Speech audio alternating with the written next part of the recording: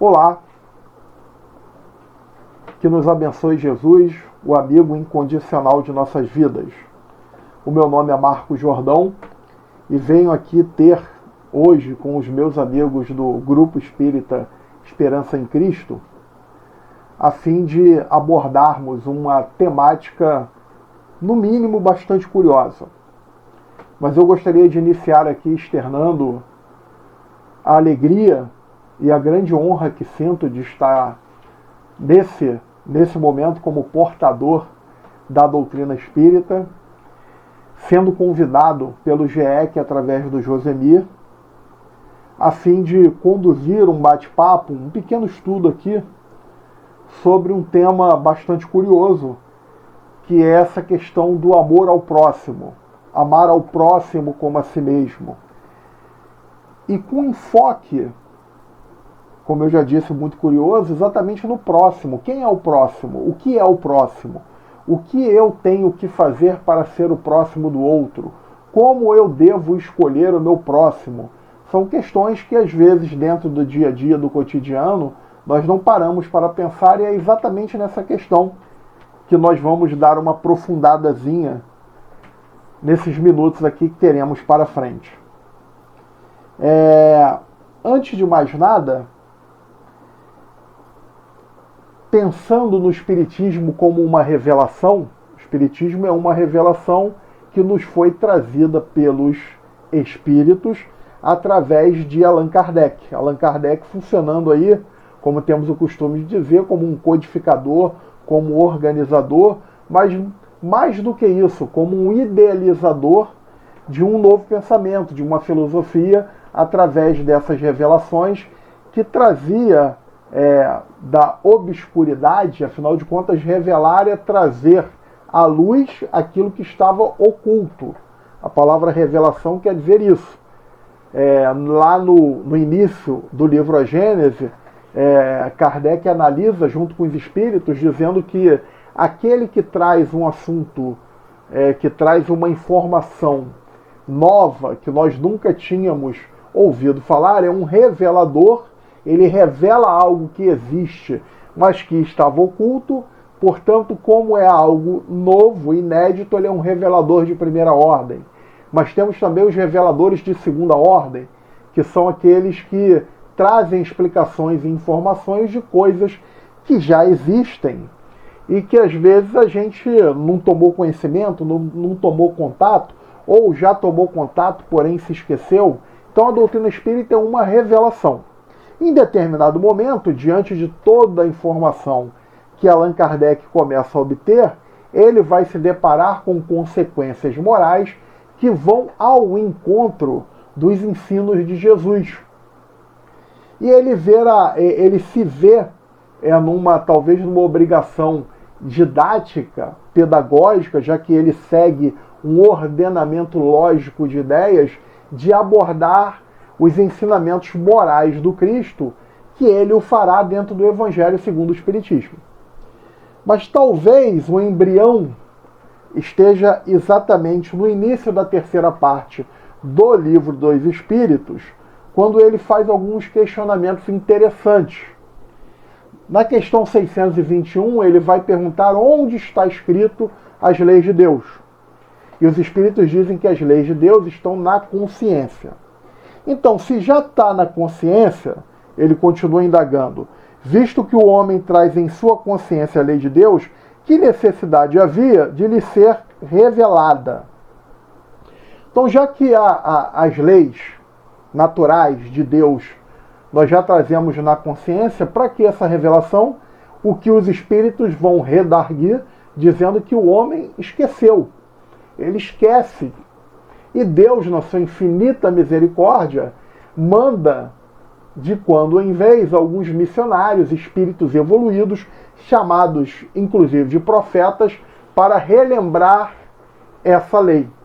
E aí, continuando na indagação, lá na questão 625, Kardec pergunta qual o tipo mais perfeito que Deus tem oferecido a nós como modelo e guia, e a resposta é Jesus. Então Jesus é o grande revelador, ele é o mais evoluído conforme o próprio Kardec conclui. E aí veja bem, se nós já temos essa revelação, essa lembrança contida no Evangelho, no Novo Testamento, na Bíblia, já existe, se nós temos a condição de ir lá e ler o Evangelho, ler o Novo Testamento, essa revelação já está registrada. Portanto, e aí continua redarguindo Allan Kardec, na questão 627, olha só que talvez num ato de praticidade, de muita sinceridade, o codificador fala assim, ó, uma vez que Jesus ensinou as verdadeiras leis de Deus, qual a utilidade do ensino que os Espíritos dão? Terão que ensinar mais alguma coisa? O que Kardec está dizendo? Com muita coragem, mas com muita sinceridade também. Olha, se o Evangelho está aí, se Jesus já não trouxe todas as informações a fim de nos habilitar para evoluir, para crescer, para essa chamada salvação, que significa justamente evolução, educação, o que eu tenho que falar, ou o que os Espíritos podem dizer a mais do que Jesus já falou? Então, há necessidade de novas revelações? E aí a resposta é contundente. Ele fala assim, ó, Jesus empregava frequentemente na sua linguagem alegorias e parábolas, porque falava de conformidade com os tempos e os lugares.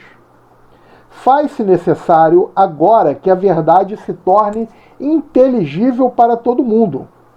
Muito necessário é que aquelas leis sejam explicadas e desenvolvidas. Tão poucos são os que as compreendem e ainda menos os que as praticam. Então note bem, as leis de Deus estão escritas na nossa consciência, mas a gente esquece.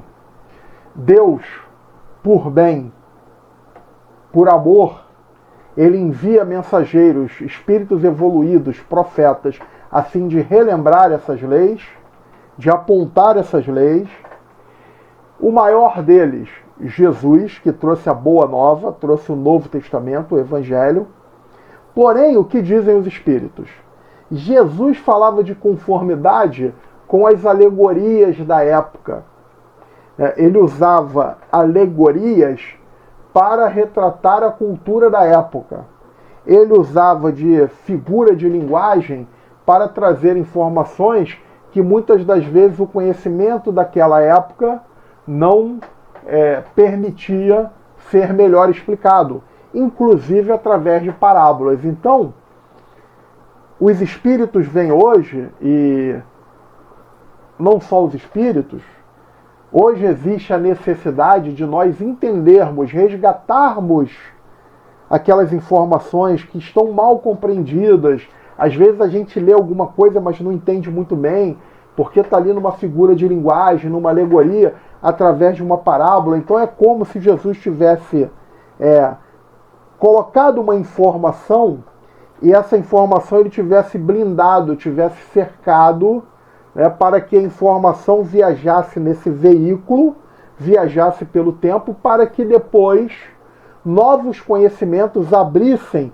essa caixinha ali, uma parábola, uma alegoria que ele usou, um trocadilho que ele usa da época. Então o Espiritismo vem como uma chave para abrir as portas dessa caixa e para adentrar.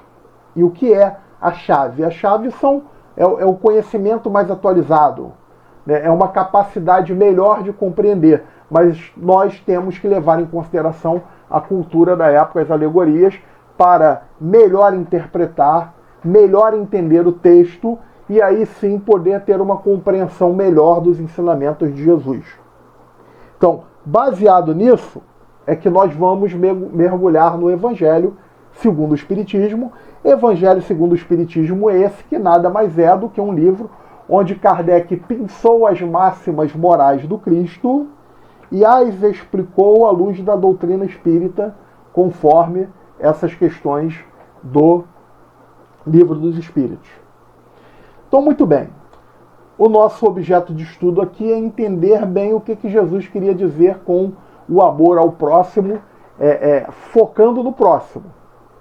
Quem é esse próximo? Então esse é o ponto aqui, é o nosso objeto de estudo. Essa explicação ela vai estar contida e muito bem explicada dentro da parábola do bom samaritano. A parábola do bom samaritano está no capítulo 15, Fora da Caridade Não Há Salvação, do Evangelho segundo o Espiritismo, mais especificamente no item 2. Vamos dar uma relembrada? Fala assim, ó. Um homem que descia de Jerusalém para Jericó caiu em poder de ladrões que o despojaram, cobriram de ferimentos e se foram, deixando-o semi-morto. Aconteceu em seguida que um sacerdote, descendo pelo mesmo caminho, o viu e passou adiante. Então o sacerdote viu o caído, olhou e foi embora. Um levita, que também veio daquele lugar, tendo observado, passou igualmente adiante. Então o levita também olhou e não fez nada. Mas um samaritano, gravem a palavra samaritano, porque ela é chave no entendimento, que viajava, chegando ao lugar onde jazia aquele homem e tendo-o visto, o samaritano também viu, foi tomado de compaixão. O samaritano aproximou-se dele, deitou-lhe em óleo e vinho nas feridas e as pensou. Depois, pondo-o no cavalo, levando-o a uma hospedaria, cuidou dele. No dia seguinte, tirou 2 denários e os deu ao hospedeiro, dizendo: trata muito bem deste homem, e tudo o que dependeres a mais, quer dizer, a mais do que ele pagou, eu te pagarei quando regressar. Então vamos ler. Olha só, essa parábola está no Evangelho de Lucas, tá? Capítulo 10, versículo 25 a 37.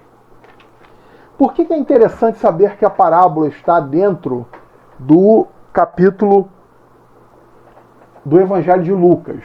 Porque o Evangelho de Lucas ele vai narrar algo muito curioso, que é a viagem que Jesus fez passando pela Samaria em direção a Jerusalém para festejar a Páscoa. Os judeus festejam 4 festas durante o ano, uma delas é a da Páscoa. Então, no Evangelho de Lucas, a gente vai encontrar toda essa viagem e lá, relacionada a essa viagem na Samaria, onde ele passa pela Samaria, está lá a parábola do bom samaritano. Então, notem bem. Aconteceu que Jesus virou-se para os apóstolos e falou assim: desejo ir a Jerusalém para celebrar a Páscoa. Até aí, problema nenhum, porque o recomendado é que todo judeu que pudesse deveria ir pelo menos uma vez ao ano a Jerusalém, e melhor que fosse para celebrar a Páscoa. Então aqueles que podiam, portanto Jerusalém, que era uma cidade aí que tinha, segundo informações às vezes controversas, mas entre 50 mil a 100 mil habitantes, nessa época de festejo dessas festas religiosas, a Páscoa, a principal delas, a Páscoa celebra a libertação dos escravos do cativeiro no Egito por Moisés. A cidade de 100 mil habitantes aumentava 10 vezes, passava a ter 1 milhão pela chegada dos peregrinos. Era tipo Cabo Frio no carnaval. E aí os apóstolos não viram nada problemático, nada de espanto em Jesus querer ir passar a Páscoa. Jesus era judeu. O problema é que Jesus falou assim, preciso ir a Jerusalém para os festejos da Páscoa, porém quero ir passando pela Samaria. Aí os apóstolos se espantaram. Afinal de contas, em primeiro lugar, era o caminho mais árduo, mais difícil e mais demorado. E além disso, judeus e samaritanos eram inimigos históricos, inimigos mortais. Isso então os apóstolos estranharam. Para a gente entender só um pouco essa questão da luta, do conflito entre judeus e samaritanos, é mais ou menos o conflito que existe hoje entre judeus e palestinos. É o mesmo nível de agressividade um contra o outro, né? É mais ou menos o mesmo nível de ódio um contra o outro. Então, a gente, historicamente recuando 700 anos antes de Cristo, nós vamos ver lá que os israelitas, os judeus, ainda não eram judeus, mas eram os israelitas, os hebreus, que viviam reunidos em 12 tribos, sob o comando de Abraão. Quando Abraão morre, ao Abraão morrer, essas tribos elas entram em conflito. As 10 tribos do norte contra as 2 tribos do sul, Benjamim e Judá. Daí agora o nome de judeus. Entram em conflitos. Os judeus, né, Judá e Benjamim, vão fundar a sua capital em Jerusalém, e as 10 tribos do norte fundam a sua capital na Samaria. E eles começam a divergir sobre tudo, começam a brigar sobre tudo. Brigavam para saber aonde nós deveríamos orar, qual monte deveríamos orar. Os judeus oravam, diziam que devemos orar no monte Sião, os samaritanos no monte Gerazim. Os samaritanos construíram um templo na Samaria para não precisarem ir a Jerusalém. Porque naquela época eles acreditavam que Deus morava em cidades e que haviam dias santos, como se todo dia não fosse uma bênção de Deus. Então eram inimigos históricos. Há relatos de judeus assassinados nos territórios da Samaria e vice-versa. Então os apóstolos ficaram assustados. Mas um pedido sempre muito carinhoso de Jesus, um grupo, uma parte dos apóstolos liderados por João evangelista, disse assim: Senhor, peça autorização para ir à frente para providenciar hospedagem, porque nós vamos precisar pousar para dormir e reabastecer de alimento e água, porque a viagem muito longa, não dava para levar víveres e água suficiente para todo o período, teriam que parar para abastecer, e nessa parada para dormir, para descansar. Assim foi, só que quando João Evangelista chega na Samaria, foi recusado a hospedagem. Os samaritanos não deram hospedagem para o grupo de Jesus. Talvez primeiro porque fossem judeus e segundo porque estavam em peregrinação a uma festa santa para os judeus que os samaritanos não concordavam. E aí havia uma tradição, havia uma lenda, que dizia que aquele que não desse pouso para para um peregrino, para aquele que estivesse em peregrinação, aquele que não desse pouso desceria fogo do céu e o queimaria. Então João Evangelista, num arroubo de generosidade, disse, quando voltou, falou: mestre, o senhor quer que eu faça uma peça a Deus para descer fogo e queimar todos os samaritanos? Vamos matar todos os samaritanos? Até porque havia também uma tradição onde deveria se dar esse pouso aos peregrinos. Porque veja bem, numa época e numa cultura que se andava muito a pé, era lógico que se desse. Até hoje lá eles têm essa tradição, de abrigar os viajantes, os peregrinos. E com essa proposta de João Evangelista, que queria queimar, descer fogo do céu e queimar os samaritanos, Jesus diz: João, o Filho do Homem não veio para matar, e sim para salvar. Salvar no sentido de educar, de evoluir. A palavra salvar foi um tanto quanto deturpada com o passar do tempo. E assim foi. Jesus insistiu, eles caminharam, foram caminhando, passaram pela Samaria. É uma história belíssima, essa viagem de Jesus pela Samaria, quando ele conversa com a mulher samaritana na beira do poço. Leio lá o capítulo de Lucas, a partir do capítulo 9, né, vai estar lá junto com a parábola do bom samaritano. Isso, olha, vejam bem, isso é o pano de fundo da nossa abordagem. Qual é o pano de fundo? Os samaritanos não deram hospedagem a Jesus porque eles eram inimigos dos judeus. E aí Jesus fez a viagem e quando chegou a Jerusalém, Jesus estava cansado, estava com fome e estava com sede. Porque os samaritanos não deram abrigo, não deram apoio logístico, falando de uma maneira mais moderna, para Jesus. E é exatamente quando ele chega a Jerusalém que um doutor da lei vai abordá-lo e notem bem, Jesus estava cansado, estava com fome, estava com sede. Você sabe que a pessoa cansada, com fome, com sede, ela fica muito bem-humorada, né? Ela fica muito feliz. Mas um doutor da lei, que era um camarada muito inteligente, esse doutor da lei era uma pessoa preparada. A única coisa que ele não contava é que ele estava conversando com o governador espiritual do orbe. Ele aborda Jesus para tentá-lo, para tentar provocar uma discussão, tentar provocar um desentendimento com Jesus. Jesus cansado, com fome e com sede. Então ele vai abordar Jesus.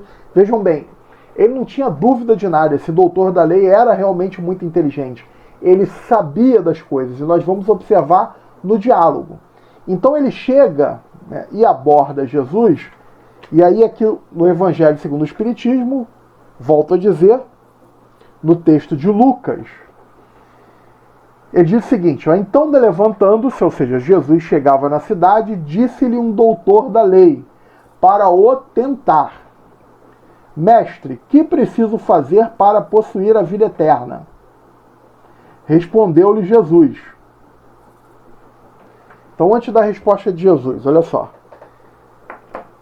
Vamos entender o seguinte. Por que isso aqui é gerado? Porque tudo isso aqui estão nos textos de Moisés, na Torá.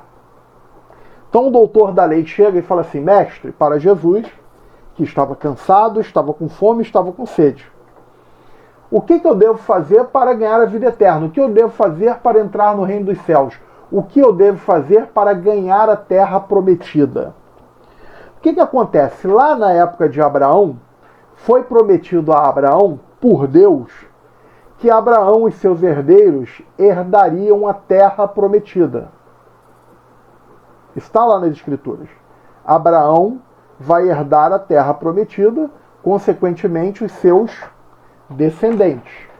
Ok. Acontece que isso foi 700 anos antes de Cristo. E aí alguém chegou e falou assim, ei, mas Abraão morreu. Abraão morreu. E cadê a terra prometida? Agora ele não vai mais receber a terra prometida? E aí ficou essa dúvida, né? Alguém teve um insight. E aí os pensadores, né, os filósofos do pensamento judeu, entre eles Hilel, que era avô de Gamaliel, que por sua vez era professor de Paulo de Tarso, falou assim, não, mas a questão é que, numa leitura aqui mais cuidadosa das Escrituras, a gente vai entender que essa terra prometida a Abraão, ela não é uma terra física. Nós devemos entender isso como uma condição por vindoura, por um mundo que está por vir. Um mundo, trazendo para a linguagem nossa espírita, de regeneração. Um mundo regenerado, né, não é uma terra, não é um lugar físico específico. Tá? Só que, para entrar nesse mundo por vindouro, aquele que vai estar preparado, habilitado para entrar nesse mundo por vindouro, isso vai requerer alguns detalhes. Porque, veja bem, tudo bem, legal, vai ser a terra por vindoura, a terra prometida é um mundo de regeneração, talvez um mundo espiritual após a morte. Os judeus não tinham muita precisão nessa questão, eles sabiam que era um mundo por vindouro. Mas o que eu faço para entrar? O que eu faço para entrar nesse mundo? O que eu faço para ser merecedor, para estar habilitado? E aí, conversando-se lá, os pensadores, né, os sábios da época falaram, ó, terá, para você entrar lá no reino dos céus, você tem que observar as leis, os mandamentos. E aí, eles catalogaram 614 mandamentos. Nos livros, no Pentateuco mosaico, na Torá, tinha 614. O cara, poxa vida, 614 vai ficar complicado. Mas aí, Hillel, junto com outros pensadores, vai dizer, não precisa ser os 614. Basta os 10 mandamentos. Se você obedecer os 10 mandamentos, observar os 10 mandamentos, você já estará habilitado para esse mundo do porvir. Vejam que o doutor da lei perguntou o que para Jesus? Mestre, o que preciso fazer para ganhar esse mundo, para entrar na vida eterna? Ele era um doutor da lei, ele sabia disso tudo. Ele não queria tirar dúvida, ele não tinha dúvida, ele queria provocar Jesus. E depois, com mais análise de textos, esses sábios pensadores judeus, eles disseram assim, olha, não precisa nem os 10, basta 2. Quais são os 2 mandamentos?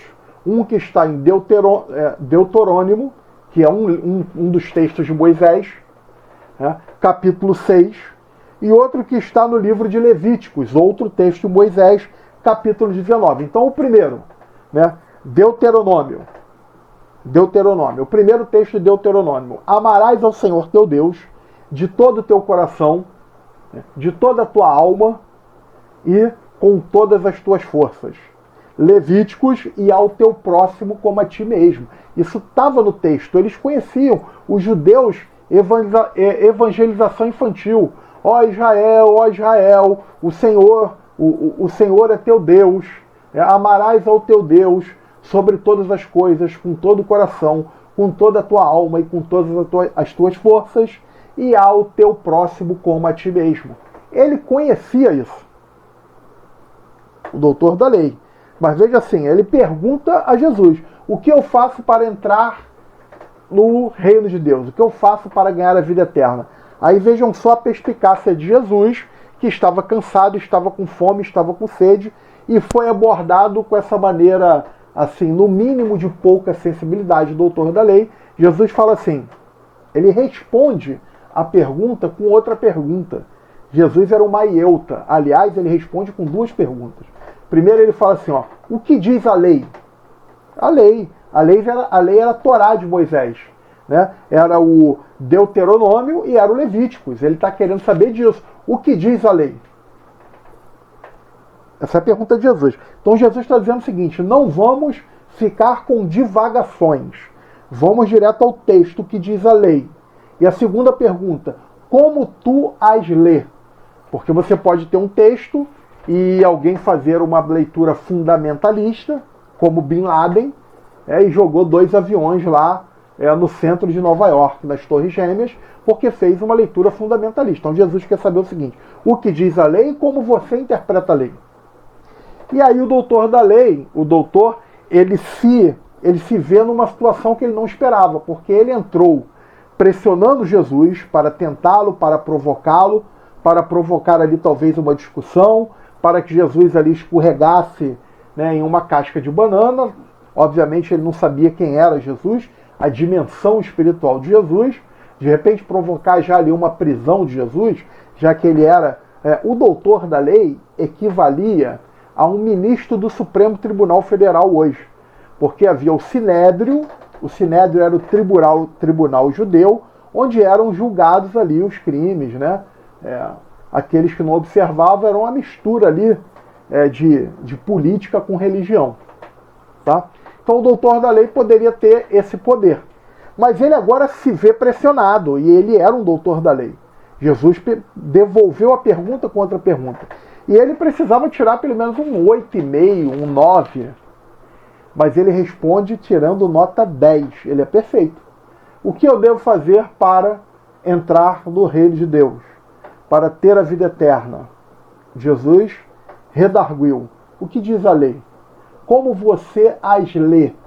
E ele vai dizer: amarás ao Senhor teu Deus sobre todas as coisas, de todo o teu coração, com toda a tua alma e com todas as tuas forças, e ao próximo como a ti mesmo. O doutor da lei conhecia toda essa explicação, e ele deu a explicação. Ele deu a resposta à nota 10. E aí Jesus vira para ele e fala assim: ok, tudo bem, então vai tu e fazes. Faz isso e ganhará o reino de Deus. E aí ele fala assim: não, mas eu tenho uma dúvida. Vejam bem, ele não tinha dúvida nenhuma.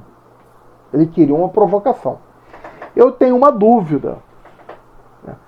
Com relação a amar a Deus sobre todas as coisas, de coração, de alma e com todas as forças, está tudo bem. A minha dúvida é o seguinte: veja que o doutor da lei é quem pergunta: quem é o meu próximo? Ele fala assim, ele dá uma de desinformado. Eu quero saber quem é o meu próximo, eu tenho dúvida, quem é o meu próximo? Por que isso? Existiam duas correntes. Uma corrente mais restrita, mais relativa, que dizia que o próximo, a tradução correta, né, o Haroldo Dutra Dias vai dizer isso. Aliás, abrindo um parênteses aqui, eu vou falar para vocês que eu estou me socorrendo aqui, não só no Evangelho segundo o Espiritismo, né, como no Livro dos Espíritos, como nesse livro aqui, ó, né, Parábolas de Jesus, texto e contexto, Haroldo Dutra Dias. Então o Haroldo é um cara estudioso, né, dessa cultura. O Haroldo, inclusive, é tradutor, traduziu aí o Evangelho.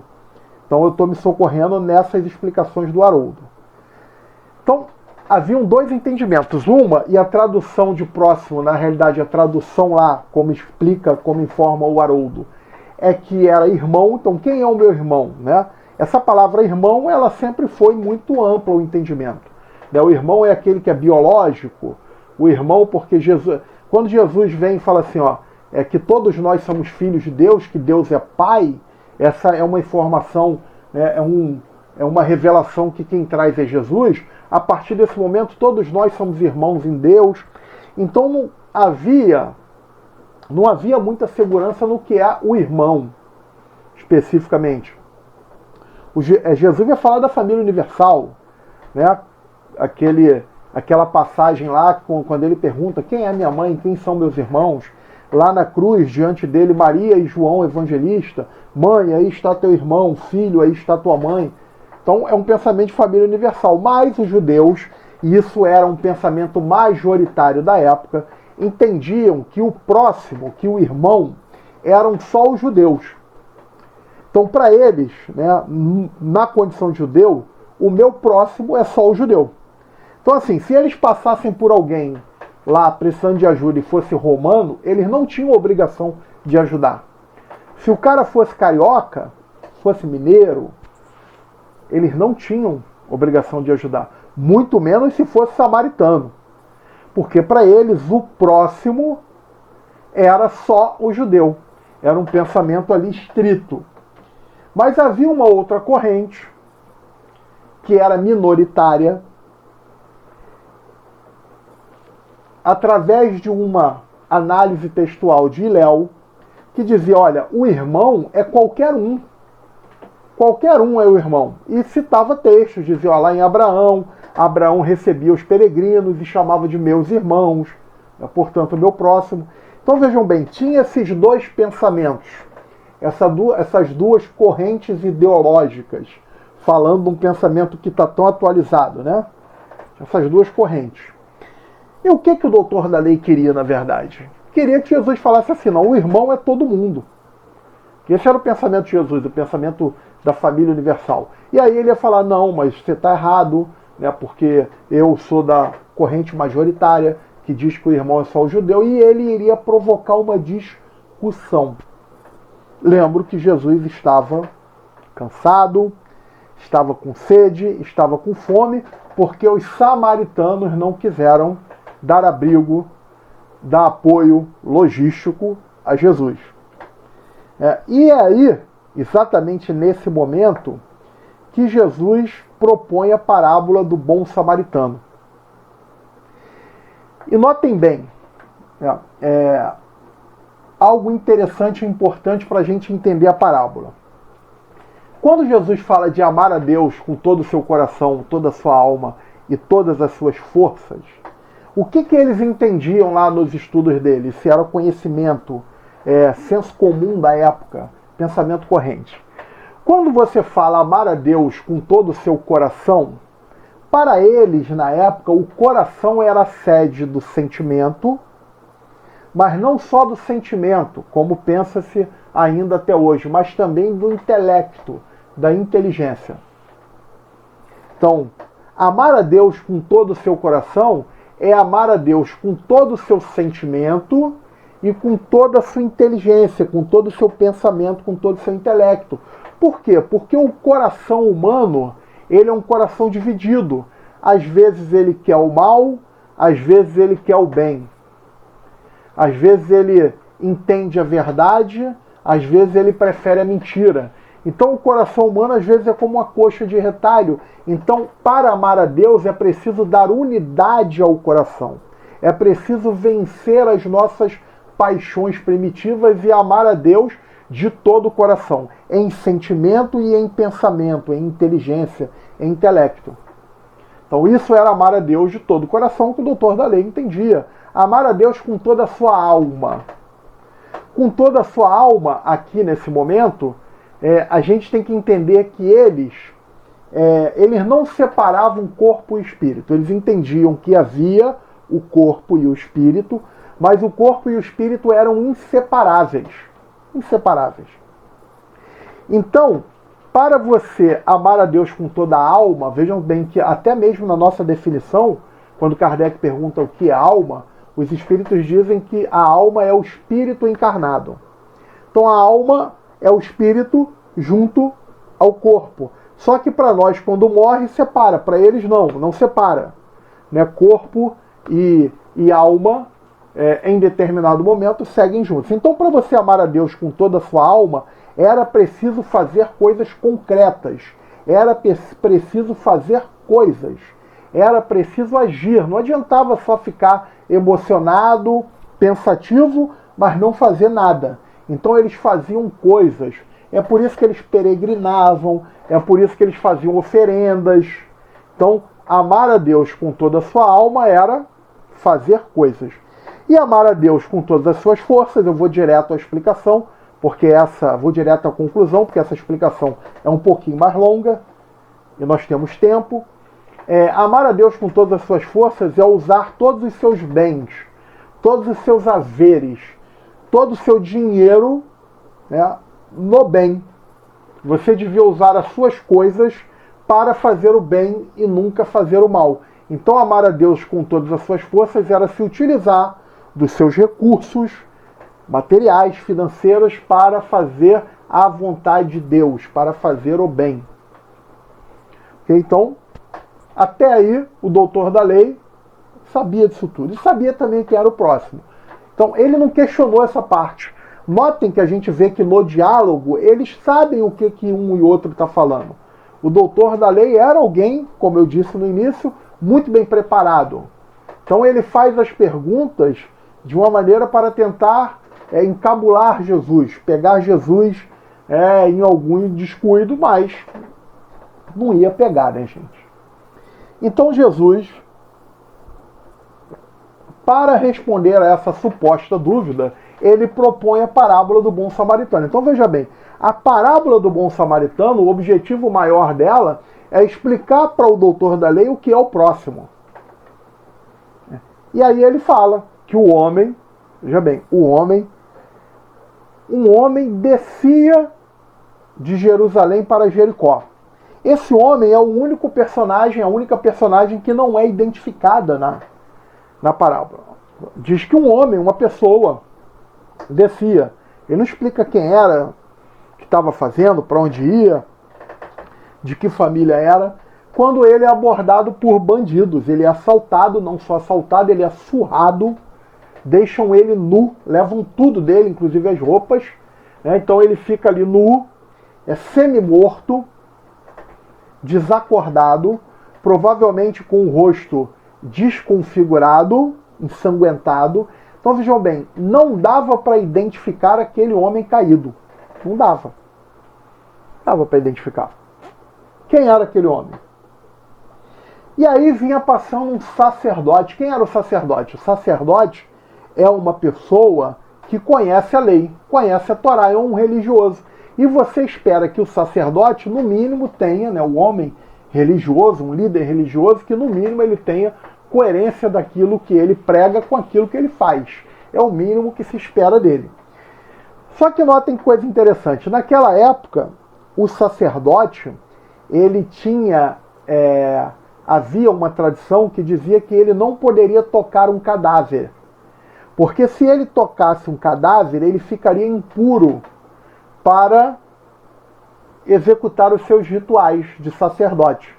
E a cerimônia para a purificação era um negócio complicadíssimo, difícil. Então note bem, quando o sacerdote olha para o caído, primeira coisa que ele vai se indagar, está morto ou está vivo? Porque se estiver morto, e eu tocar, eu vou ficar impuro. Esse sacerdote era da corrente majoritária, ele acreditava que só o judeu era irmão dele. Portanto, se fosse um romano, se fosse um brasileiro, se fosse um grego, ele não tinha obrigação de ajudar. Só que como é que ele ia identificar se era judeu? Pela cor da pele? Todo mundo era bronzeado, não tinha filtro solar no deserto, no sol, não dava para ver o aspecto, a aparência, pelo sotaque, o cara estava desacordado. Então, na dúvida, o sacerdote vai embora. O Haroldo, ele comenta, eu assisti uma palestra dele, que ele comenta que o Martin Luther King faz uma análise dessa passagem, e Martin Luther King vai dizer que o sacerdote estava mais preocupado com ele. Ele estava focado nele e não no caído. E o sacerdote vai embora, preocupado consigo, não com o homem que precisava de ajuda. E aí vem o levita. O que é um levita? Um levita é um ajudante de sacerdote. É mais ou menos na Igreja Católica, quando você tem o padre e tem o diácono. Então o levita é uma espécie de diácono. E o levita vê o sacerdote fazendo, faz o quê? Faz a mesma coisa. Muitos de nós nos dizemos seguir alguma religião, algum pensamento filosófico, mas na verdade não seguimos o pensamento em si, nós seguimos aquele que segue.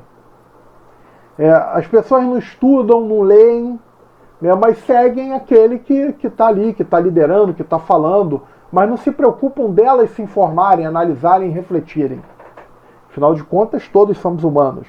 E aí, quando essa pessoa que está liderando cai 200 junto. Porque você não seguia aquela religião, você seguia aquela pessoa que se dizia seguir a religião. Então o levita faz exatamente a mesma coisa.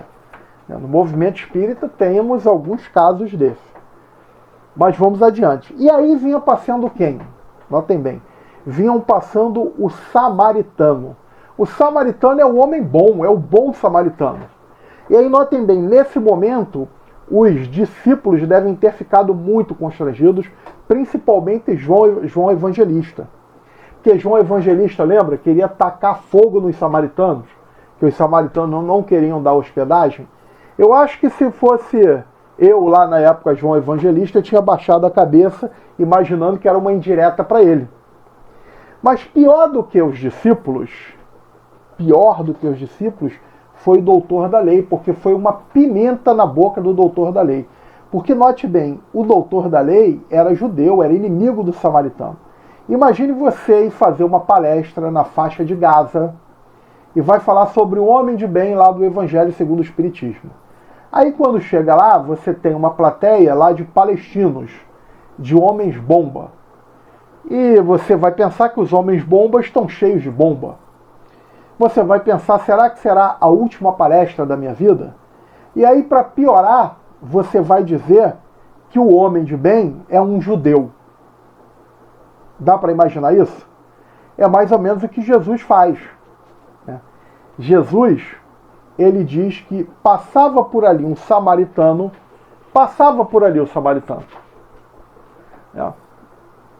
E o samaritano, quando viu, porque o sacerdote viu, o levita viu, judeus. Quando o sacerdote viu, ele foi tomado de íntima compaixão. Quando ele viu o caído, ele se encheu de compaixão, ele se emocionou. Note bem, o samaritano se emociona, aquilo ali fica condoído, né? Ele se envolve. E veja bem, ao se envolver, quando você é tomado de compaixão, quando você é tomado de amor, digamos assim, e você já começa a pensar como é que eu vou ajudar, o que eu tenho que fazer para... Então você já começa a executar um plano na tua cabeça. Nesse momento, o samaritano está amando a Deus sobre todas as coisas e de todo o seu coração. Lembram? Amar de todo o coração é você usar não só o sentimento como a inteligência para fazer a vontade de Deus. Então, percebam que quando Jesus está narrando isso, o doutor da lei está entendendo o recado, porque ele conhece a Escritura. Então o bom samaritano ele foi tomado de compaixão, pensou, e aí o que ele fez? Ele começou a agir. Elaborou o plano, desceu do cavalo, né, untou a ferida lá com óleo, com vinho, que tinha propriedades de asepsia e terapêuticas na época, né, se usava isso. Vejam que ele começa a fazer o quê? Ele começa a agir. Ele começa a colocar em ação o seu plano. Então, nesse momento, ele está amando a Deus com toda a sua alma. Porque amar a Deus com toda a sua alma é fazer coisas, é tomar atitudes, é fazer a vontade de Deus fazendo, agindo. Então, ele unta as feridas, coloca o caído no animal, não pergunta quem é, não quer saber, é judeu, ele coloca, vai ele a pé puxando o animal, o caído, que ninguém sabe quem é, né? Amparado, e notem bem, né? Jesus estava cansado, estava com fome, estava com sede, tudo isso aconteceu porque o samaritano não quis dar a guarida a ele. Isso é uma outra lição. Às vezes acontece da gente ir num lugar diferente, eu vou lá fui a São Paulo, e aí, gostou de São Paulo? Não gostei não. Por quê? Porque paulista é tudo besta, né? Tudo mal educado. Mas você conversou com quantos paulistas? Não, bastou um. Pediu uma informação lá, o cara me tratou mal. Aí você já começa a achar que todo paulista... E não é assim que tem que... Né, que Jesus demonstra. Esse já é um grande ensinamento. Você começa a julgar os outros por um momento que você passou desagradável. Então vejam que Jesus... pega o samaritano, que os samaritanos não deram hospedagem, e coloca o samaritano como bom homem, como um homem, personagem principal da história. E quando ele leva o doente, ele chega lá na hospedaria, né, paga um quarto, cuida do samaritano. No dia seguinte ele tem que ir embora, ele fala, olha, cuida dele, né, eu vou deixar aqui um valor, 2 denários, lembram? Se por acaso os 2 denários não der, você pode continuar cuidando dele, que quando eu retornar, eu pago a diferença. Nesse momento, o samaritano estava usando de todas as suas forças. O que é amar a Deus de todas as suas forças? É usar de todos os seus recursos não só físicos, como recursos financeiros, todos os seus haveres, para fazer a vontade de Deus, o samaritano. Então vejam que nesse momento o doutor da lei deveria estar vermelho. Porque veja bem a situação que Jesus coloca ele. Né? Jesus conta uma história que enquadra o samaritano, né, em pelo menos nos primeiros requisitos, para que ele seja aquele que merecerá a vida por vindoura. Então o samaritano, ele amou a Deus de todo o coração, quando ele se comoveu, quando ele se compadeceu, quando ele pensou numa maneira de ajudar.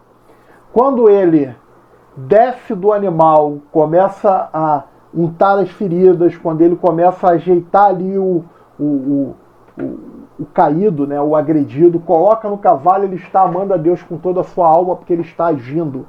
e depois lá na hospedaria, usando dos seus recursos financeiros, né, dos seus recursos de continuar cuidando dele ali, ele está amando, né, com todas as suas forças.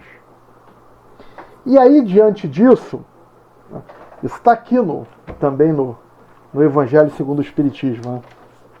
Ó, Jesus pergunta assim, depois de contar, né? Porque notem bem como é que começou, por que Jesus contou a parábola? Porque o doutor da lei queria saber quem é o meu próximo. Né? Qual eram os três? O sacerdote, o levita, que eram judeus, né? E o samaritano.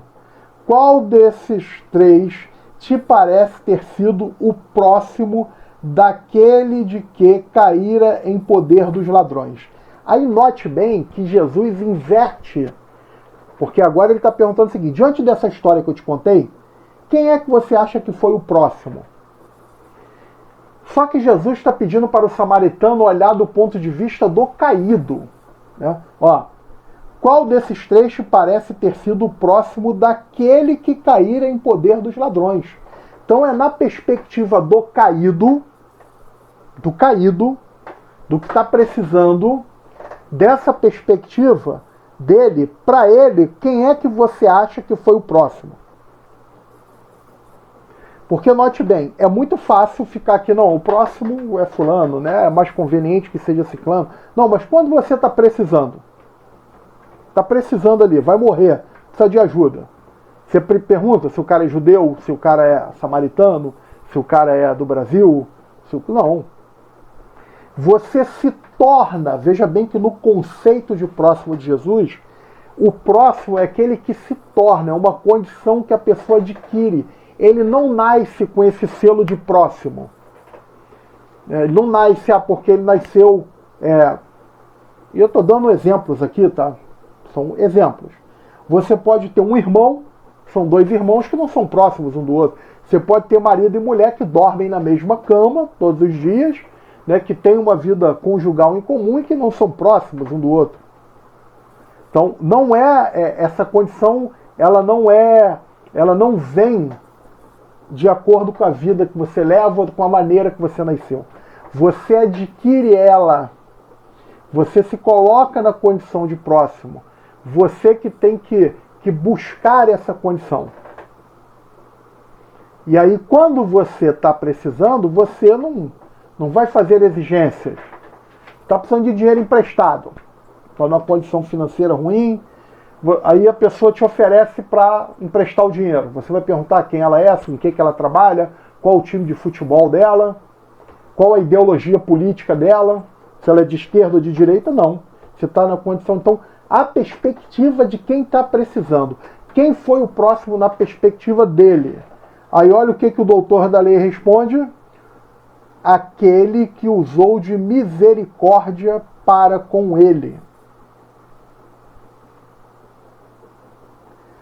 Quem é o próximo? Lembram da discussão? É o judeu? O próximo é qualquer um?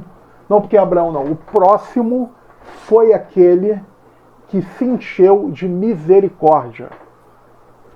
O doutor da lei não teve nem coragem de dizer foi o samaritano. Ele nem pronunciava essa palavra. Mas eu acredito que ele falou isso de cabeça baixa. Porque dentro da perspectiva do conceito que Jesus nos oferece, essa é uma condição que nós temos que trabalhar por ela. Nós temos que adquirir essa condição. Né? A proposta emocional, a proposta do amor cristão, a proposta que Jesus nos traz, é uma proposta do amor pelo outro e qualquer outro. Existem muitas definições de amor. Né? Tem o amor lá de Platão, o amor erótico, onde o amor é desejo, desejo pelo que falta. Então é um amor na dimensão do pensamento. Tem o amor filia, que é o amor de Aristóteles, que é a alegria pelo que você tem, pelo que você é, pelo que você... E tem vários tipos de definição de amor. O amor de Jesus é o amor ágape. Eles não falavam, né, português. Amor é uma palavra, né, é o sentimento que a gente deu o significativo, né, o signo é amor desse sentimento. Mas o que é esse sentimento? Para Jesus, o amor é querer o bem do outro, é o bem pelo outro e qualquer outro. Porque quando ele fala amor ao próximo como a si mesmo, a gente tem que entender um conceito de que se eu não me amo, se eu já não me realizei em mim mesmo, eu não consigo transferir essa realização para o outro. Se eu sou uma pessoa que tenho conflitos, que carrego problemas, que carrego... O que eu transfiro para o outro? Aquilo que eu não consigo fazer. Eu cobro do outro aquilo que eu não faço, e aí vira uma cobrança. O amor de Jesus é querer o bem pelo outro de uma pessoa que já está realizada. Então ela fica feliz, ela se realiza apenas no ato de ajudar. Entende? É um conceito sofisticado, o amor cristão. Você já se planifica apenas por ter feito.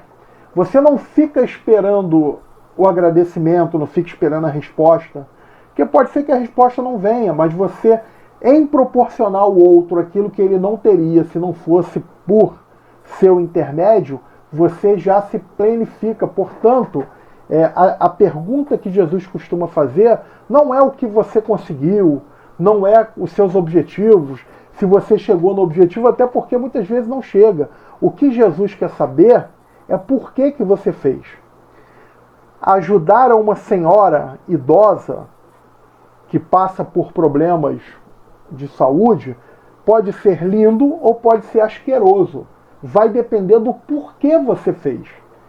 Se você fez porque a senhora é muito rica e não tem parente, não conhece ninguém, e pode ser que ela deixe a herança dela para você, nessa intenção, Kardec fala muito do desinteresse, sem pensamento oculto, mas se você tem esse interesse, o que você está fazendo não é o amor cristão. Mesmo que você esteja fazendo bem, mesmo que você esteja cuidando dela, mesmo que você esteja dando remédio, mas se a sua intenção é quando ela morrer ficar com o dinheiro dela, esse é o objetivo. Agora, se você faz, não, eu faço porque eu fui tomado de íntima compaixão. Eu simpatizei com ela. Eu senti uma cosquinha no coração e eu faço e me sinto muito bem em ajudá-la. Ela precisa. Não, mas não sei o que ela tem, não sei o que ela não tem, não sei se ela tem parente.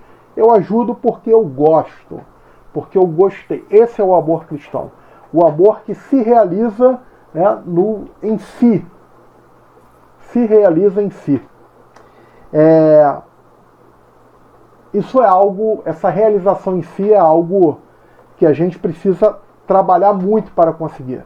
Eu encerro com um pensamento, com uma história contada por Divaldo Pereira Franco sobre Chico Xavier, em que Chico Xavier ele se preparava para fazer uma viagem, era uma viagem que ele precisava resolver um problema muito sério.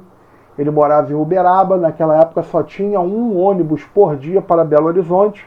Era imprescindível que ele não perdesse o ônibus, ele se prepara, está lá na praça, o Chico sempre muito bem vestido, de maneira simples, mas com aquele terninho, a malinha dele, e quando o ônibus aponta lá na entrada da praça, uma criança grita do outro lado, seu Chico, por favor me espere, eu preciso falar uma coisa com o senhor, é urgente, seu Chico, é importante, tem que ser hoje. E o Chico, com problema para resolver, teve que tomar uma decisão. Essa história foi motivada por um repórter que perguntou ao Chico qual foi o dia mais feliz da vida dele. Então pensem aí, qual foi o dia mais feliz das suas vidas, da minha vida? E o Chico narra essa história. E a criança vinha correndo, o Chico teve que escolher. Ou eu pego o ônibus e resolvo o meu problema, decepciono a criança, ou eu atendo a criança e agravo mais ainda o problema. Entre mim e decepcionar uma criança, eu fico com a criança. O Chico desiste do ônibus, coloca a malinha no chão, a criança vem correndo, muito ofegante. Uns 5 metros antes de chegar no Chico, abaixa no chão, pega uma florzinha dessa, bem me quer ou mal me quer, continua correndo, e se atira nos braços do Chico. O Chico, muito franzindo, né, quase cai para trás. Ele abraça o Chico muito forte, muito emocionado, fala assim: seu Chico Xavier, eu precisava muito, muito, seu Chico, lhe falar uma coisa, e é muito importante, precisa ser hoje, seu Chico. Eu quero dizer ao senhor que eu o amo muito. Eu amo muito, seu Chico, e para provar esse meu imenso amor, eu colhi no Jardim de Deus, que é a rua, essa flor para demonstrar o meu imenso amor, seu Chico. E o Chico, respondendo ao repórter, disse: foi o dia mais feliz da minha vida. Quem foi o próximo? O Chico foi o próximo do garoto? O garoto foi o próximo do Chico? Quando a relação é de amor, a definição de próximo já não tem mais tanta importância. Então sejamos nós aqueles que, antes de mais nada, amam. Amemo-nos. E, amando, nós vamos descobrir com muito mais eficácia quem são e de quem nós somos os verdadeiros próximos. Que assim seja, graças a Deus.